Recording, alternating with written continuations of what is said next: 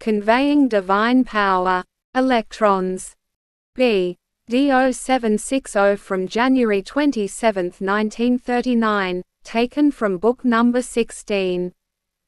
And therefore it will be left to you humans to regard the work of creation as a reproductive tool of the emanation of divine strength.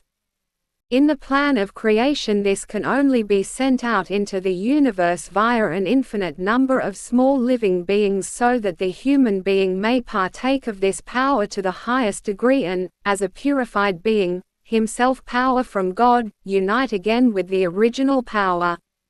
If you humans consider this endlessly long path and regard yourselves as the final destination, then it must also be understandable to you that your endeavors should now only be directed towards the final goal, for you harbor so countless miracles of divine creation which, permeated by divine strength, have all found unification in the human being's soul, and you will understand what is now at stake when the last receiving vessel of all power from God is unscrupulously smashed and all already existing power contributes to the increase of matter, which after all is supposed to be dissolved and completely changed into spiritual, which is then the case when the power of God is not used for spiritual perfection but is only used for purely worldly things.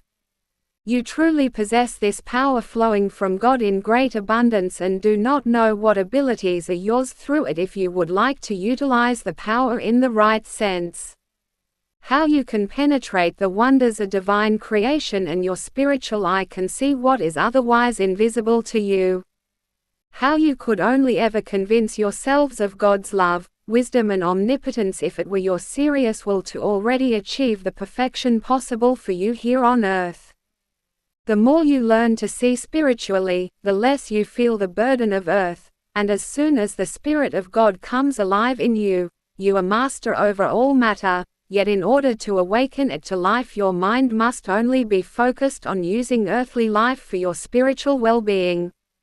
You must remain in deepest union with the divine Creator and only ever entrust yourselves to His benevolent fatherly hand. Then every step will be a step towards perfection. For God only sees the will of the earthly child. If this is turned towards Him, then He will take hold of his heart with His love and guide it towards the right goal.